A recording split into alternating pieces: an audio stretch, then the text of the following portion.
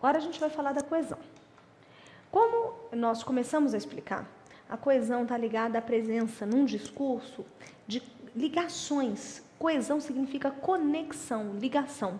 Então são ligações linguísticas, ligações da língua, que criam lógica entre as estruturas. Por isso, como nós vimos, a coesão pode levar um texto a ter uma coerência maior, o que não significa que um texto coeso seja necessariamente coerente. Eu acho que isso ficou bem claro no último slide que nós trabalhamos. Agora, entre os mecanismos de coesão, de ligação, de conexão entre as frases, entre os parágrafos, nós temos termos anafóricos. Termos anafóricos são elementos em que um se liga ao outro, um volta para o outro, anáfora, uma retomada. Como assim? Se eu falo um ele, eu nunca falo um ele é legal.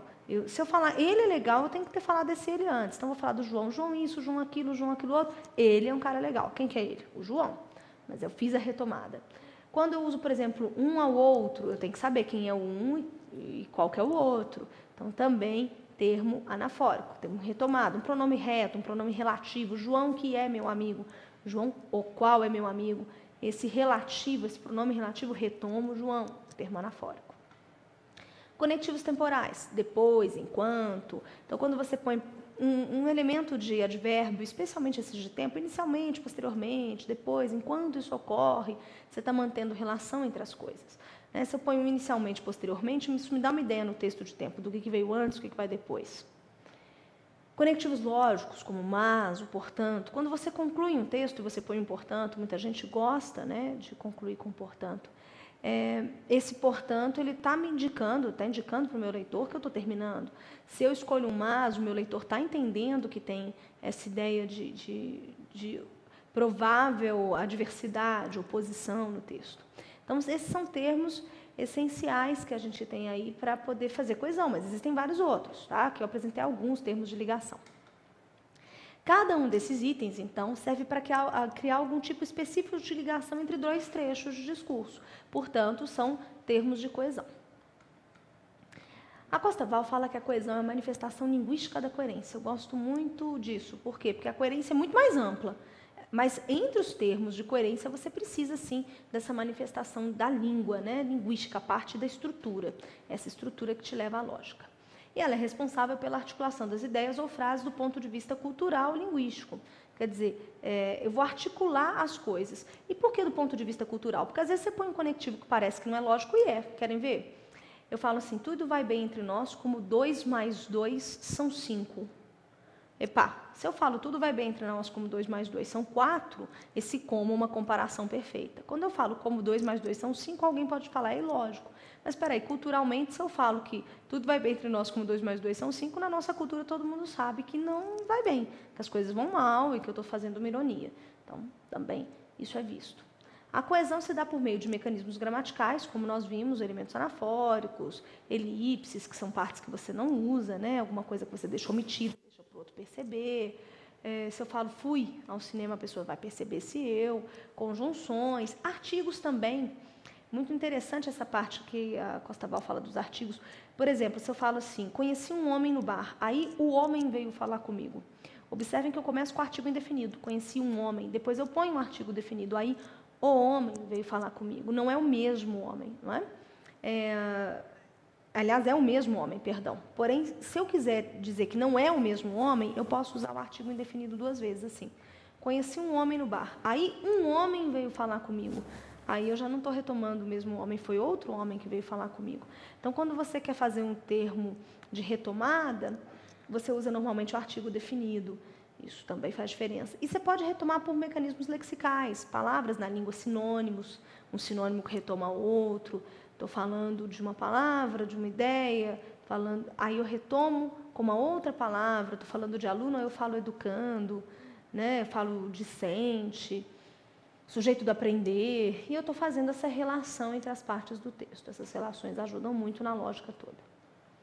A coesão é necessária à clareza do texto dissertativo. Isso tem que ficar muito claro para quem vai fazer dissertação. Porque a dissertação é um texto em que os elos entre as frases, entre as palavras de uma frase, as frases no período, os períodos como parte do todo, os parágrafos, tudo, eles constituem elementos decisivos na organização da linguagem. Então, a coesão é muito importante.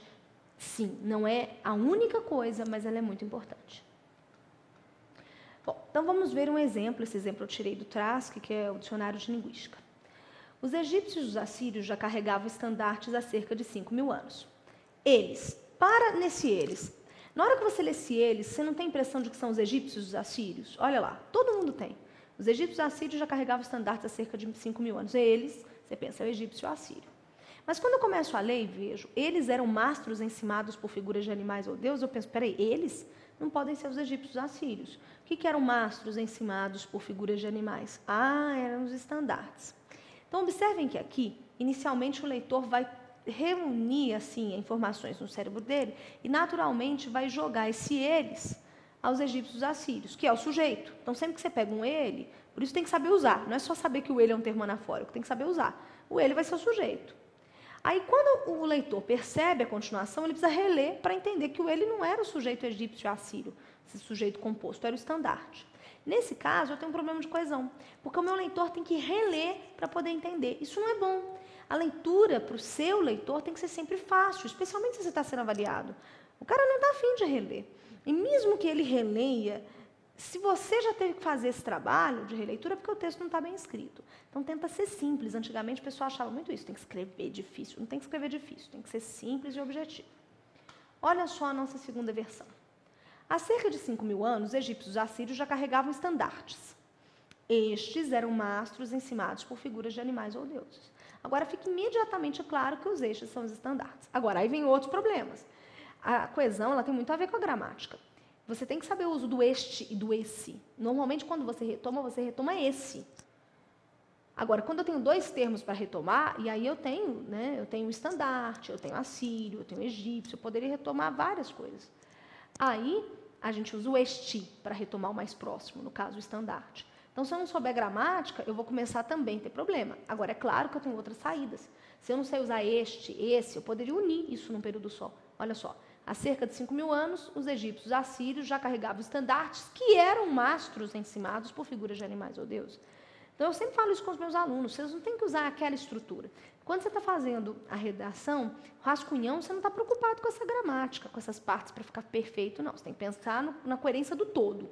Introdução, conclusão está circular, a coerência do todo está boa. Se a coerência do todo estiver boa, ótimo. Na hora que você for limpar o texto, refazer, aí você começa a ter esse tipo de preocupação que a gente está mostrando agora.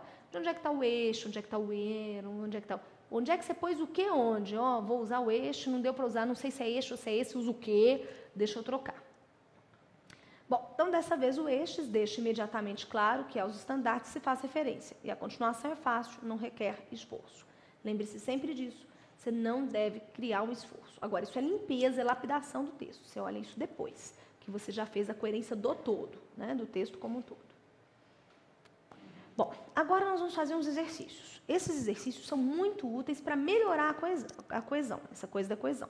E aí, naturalmente, a gente espera que vocês melhorem um pouco na coerência do texto. Um dos grandes problemas da coesão diz respeito à repetição vocabular, outro diz respeito à pontuação.